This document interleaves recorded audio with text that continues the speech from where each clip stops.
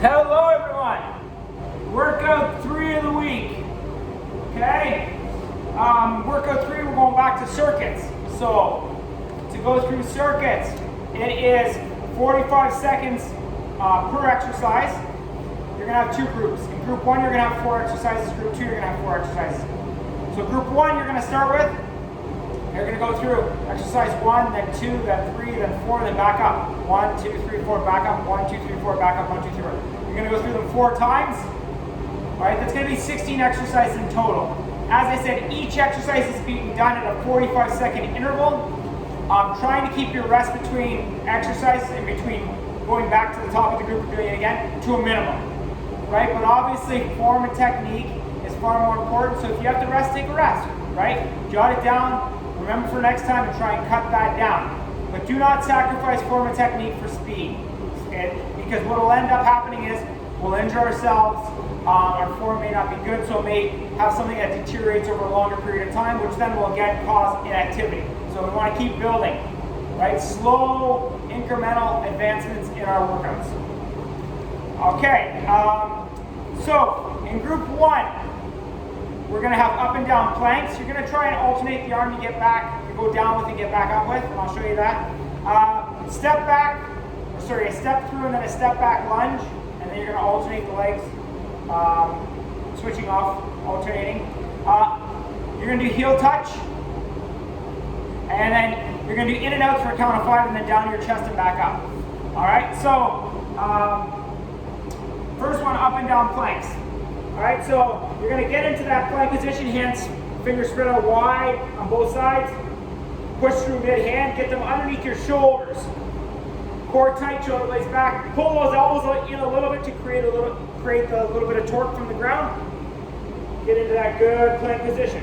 Okay, feet go shoulder width apart on your toes. Core tight, shoulder blades back. We don't want our butts down, we don't want our butts up. Okay. Now, if I go down, you can go down with whatever arm you want first. I'm going to go down left. I'm going to come up with my left, and then I'm going to go down with my right. Come up with my right, and I'm going to go back to my left.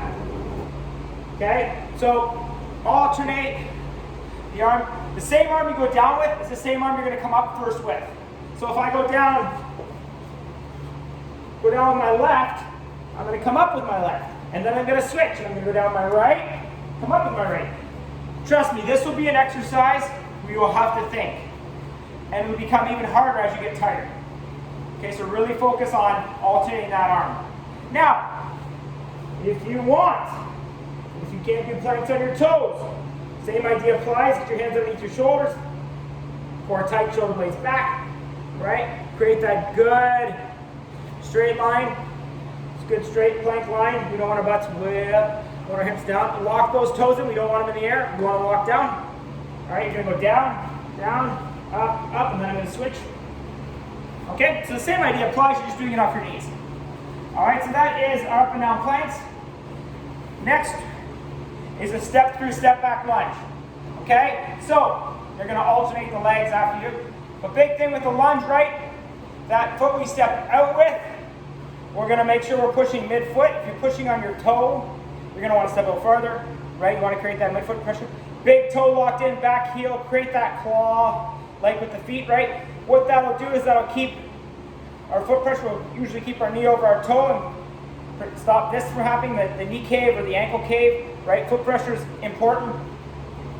Feet are going to be both shoulder width apart. So what you're going to do is, you're going to start regular squat stance.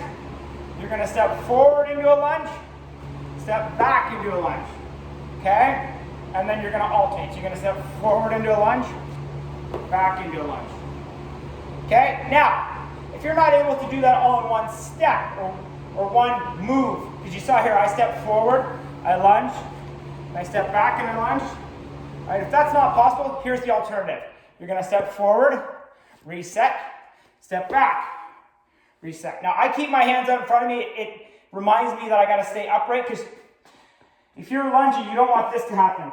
Okay, that's where we lose our lock between our shoulder blades. We lose that core tightness, right? So this kind of, for me, keeps me upright. Okay?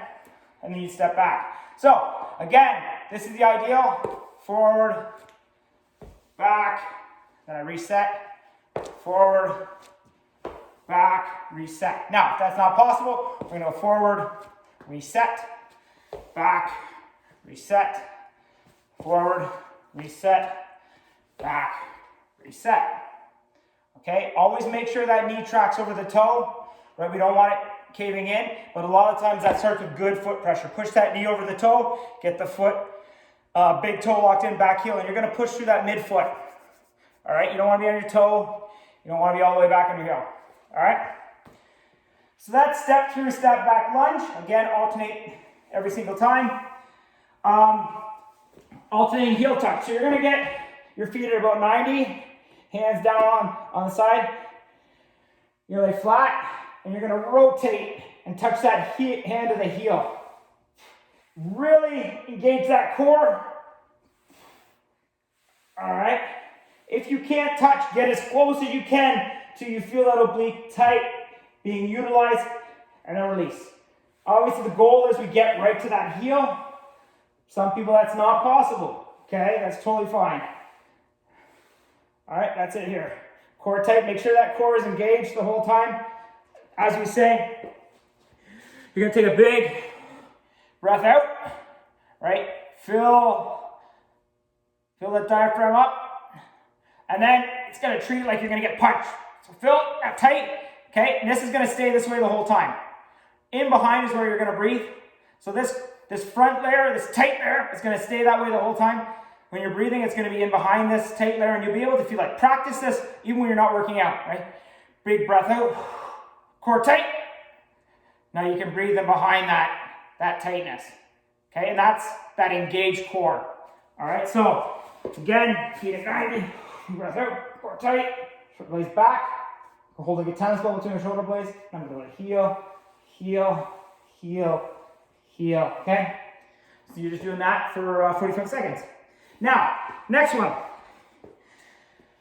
In the past, we've done the quick feet down to chest. Well, this is gonna be an in and out. So you're gonna be in and out here for a count of 5, all right? So it's kind of like the lower portion of a jumping jack, I guess, if you want to visualize that. So I'm just going feet in and out, 1, 2, 3, 4, 5, down the chest, back up, 1, 2, 3, 4, 5, down the chest, back up. So you saw I kept my hands out in front of me. It just reminds me to stay upright.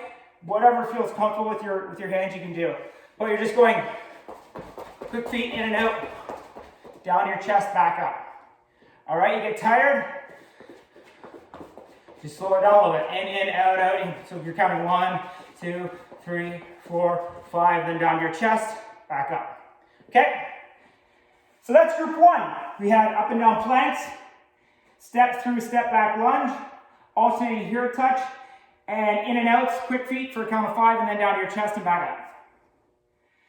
Group 2, we're going to do ball slams, burpees, ab circles, and inchworm to shoulder touch, or shoulder taps and back up.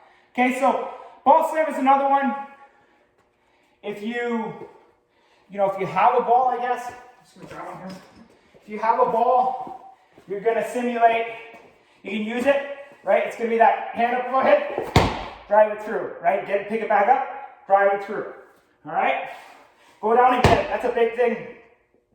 Most people will actually lose that lock between their shoulder blades to pick it back up. Keep those shoulders locked, core tight, go down and get it. Go down and get it, okay? So, you have a ball, use it. If you don't, you're gonna simulate that same movement. Really focus on that drive through, right? Obviously, we don't have something in our hands. We don't have it available. If you do, use it. But that idea is still the same in your mind. As I was saying in another video, it's the same when you do a squat. Whether you do a squat that has your max weight on it or has no weight on it, you're going to address the exercise the same way. You're going to get locked in the same way. Core tight the same way, shoulder blades back. Treat it the same way whether you're doing a max lift or no weight.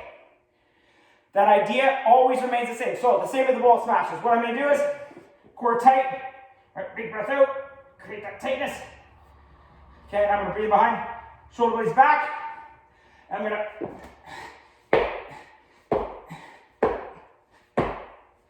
really simulate. If you want to go get it, that's fine, go get it, but really focus on that drive through, okay? Okay, know it looks, it looks kind of funny when I watch it in the camera. So you want to take yourself and have a laugh afterwards, by all means. But you will feel this exercise if you're simulating that throw down of a ball. Any stress you have, take it out on this exercise, whether you have the ball or don't. It's one of those great stress relievers. But you're going to do ball smashes. Again, really focus. I'm throwing it down like you would have that, and you will feel this exercise after 10-15 seconds. All right, next one. Can't get away from it every week. We got to have it. Just a straight burpee. So you're going to go up, hands down, push up, back up, and then repeat. If you're going down on your knees, you're going to jump up, hands down the mat, on your knees. Create that good straight spine, not a butt up, not a butt down. Hands out wide, push up, get back up. Okay, so that's our burpees. Ab circles. This is one that I have a love-hate relationship with. Great exercise, hate doing it. Knees slightly bent, hands back to support you. Okay, and you're gonna go 5 up and around, 5 big circles. 3, 4, 5, and then you're gonna go the other way. 1, 2, 3, 4, 5. Okay, and you're gonna repeat back the other way. It will be an exercise where you'll probably have to take a break at some point. If you don't, that's awesome. But the big thing is knees are slightly bent. You don't want them straight, because if they're straight, you can't gauge the core. So you want them slightly bent, core tight. Bring it up, and when you come up to top, you're gonna feel that contraction to get yourself back around. Okay, so if you can't do that, lay down completely on the foot mat. Bring them up. Same idea applies. Core tight. 4, 5, and then go back the other way.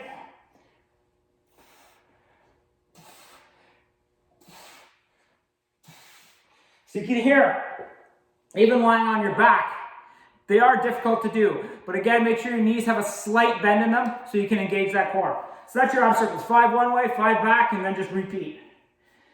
Next one is an inchworm. So you're going to walk yourself out. You're going to do a shoulder tap, and then walk yourself back up. So this is what it's going to look like. I actually like doing it off the mat. So you go hands down, right? You're going to walk yourself out into a full plank. Okay, make sure your hands are spread out wide underneath your shoulders. You're going to do a shoulder tap, walk yourself slowly back up. Okay, and that'd be 1 rep, right? So you're going to be doing this the whole 45 seconds. Shoulder tap. So my knees are slightly bent again. They're not completely straight, right? And then when you walk out, don't take big steps. So walk yourself slowly out, right? Right, shoulder tap. So I'm not taking huge steps when I'm walking out. And make sure when you get out into that plank position, stop when your hands are underneath your shoulders. Okay, because you don't want to, again, put added stress when you're going to do your shoulder taps on those shoulders. So keep them right underneath your shoulders. Tap, back up. Okay, so that was group 2. So that was ball smashes, where you simulate throwing down a ball. If you have something you can smash down, by all means, go ahead. If you have something that, maybe you have a bag of sand or something like that where you can't smash it, but you can simulate this, you can hold on to it and keep it in this area here, that's okay as well, right? You don't necessarily have to throw it off the ground and go get it, right? If you have something that has some added weight, maybe a backpack or something like that, simulate that throw down, just don't chuck it on the ground. Okay? Next is burpees, right? Standard burpees. The one after that was ab circles, 5 one way, 5 back. And then the inchworm, where you walk yourself out, shoulder tap, walk yourself back in. Okay, so if you have any questions, let me know. Have a good workout. Take care.